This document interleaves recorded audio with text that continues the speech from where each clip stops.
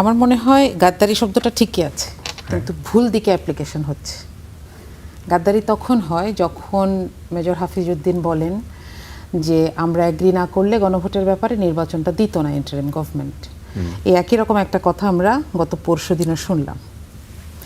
এবং 70% মানুষের যে হ্যাঁ ভোট, সেটাকে বারবার বলা হচ্ছে মানুষ না বুঝে ভোট দিয়েছে হ্যাঁ ভোট। 4টার 3টার সাথে যদি কেউ একমত হয় তাহলে সে কি হ্যাঁ ভোট দিবে না ভোট দিবে, এটা নিয়ে মানুষ কনফিউজড ছিল। তাহলে বিএনপির 31 দফা সবাই বুঝে প্রত্যেকটাকে চেয়ে তারপর ভোট দিয়েছে।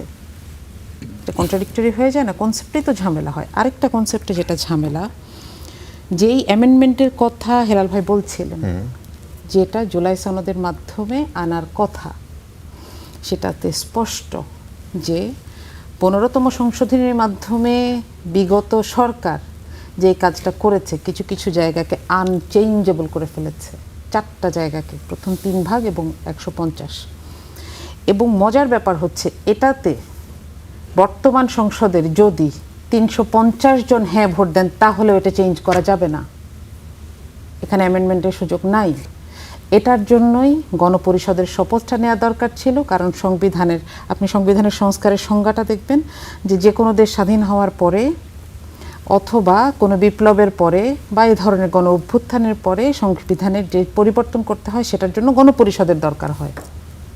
গণপরিষদ ছাড়া ওই আনচেঞ্জেবল জায়গাগুলোকে চেঞ্জ করা যাবে না। সহজ কথা।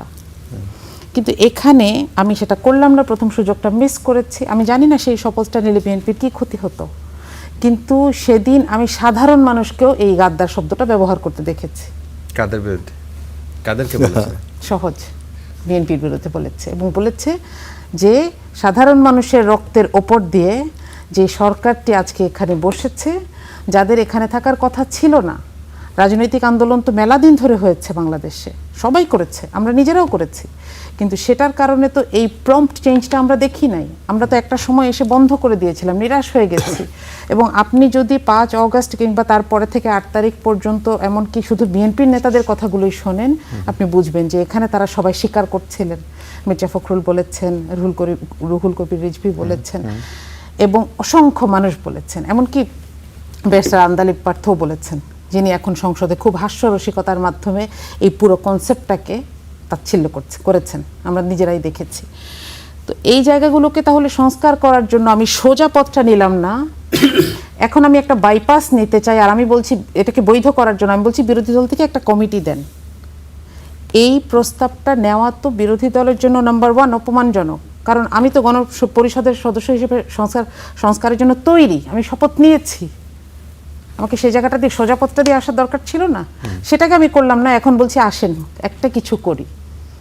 এবং ডেপুটি স্পিকারের ব্যাপারটাও দেখেন, এটা আমরা বলতে পারি যে এটা একটা লোভনীয় প্রস্তাব ছিল, কিন্তু আমরা চেয়েছি জুলাই সনদের ব্যাপারে আমরা binary, either yes or no, 0 or 1, যার কারণে এটা নিয়ে আমরা একটা ফ্লেক্স করতে পারতাম, কিন্তু আমরা সেই জায়গায় যাই নাই। তাহলে এখানে অবশ্যই, কারণ এখানে হচ্ছে তখন হেলাল ভাই এখানে এসে কি বলতো জানেন? হেলাল ভাই এখানে এসে বলতো যে ওনারা তো সুবিধাটা ঠিকই নিয়েছে, এখন আর বাকিটাতে হেল্প করছে না।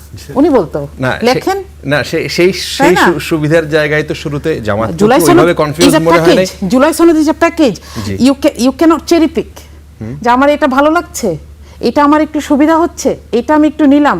এবং আপনি যে নোট অফ ডিসেন্টের কথা চিন্তা করেন, নোট অফ ডিসেন্ট 19টা দফার মধ্যে 10টাতেই বিএনপির নোট অফ ডিসেন্ট। এবং কোন কোনগুলোতে নোট অফ ডিসেন্ট? যেই জায়গাগুলোতে ক্ষমতাকে একটু চেক অ্যান্ড ব্যালেন্স দেওয়া যায়, উচ্চকক্ষের স্ট্রাকচার, প্রধানমন্ত্রী এবং দলীয় প্রধানের পজিশন, এগুলো নিয়ে বিএনপির ঝামেলা, আপত্তি।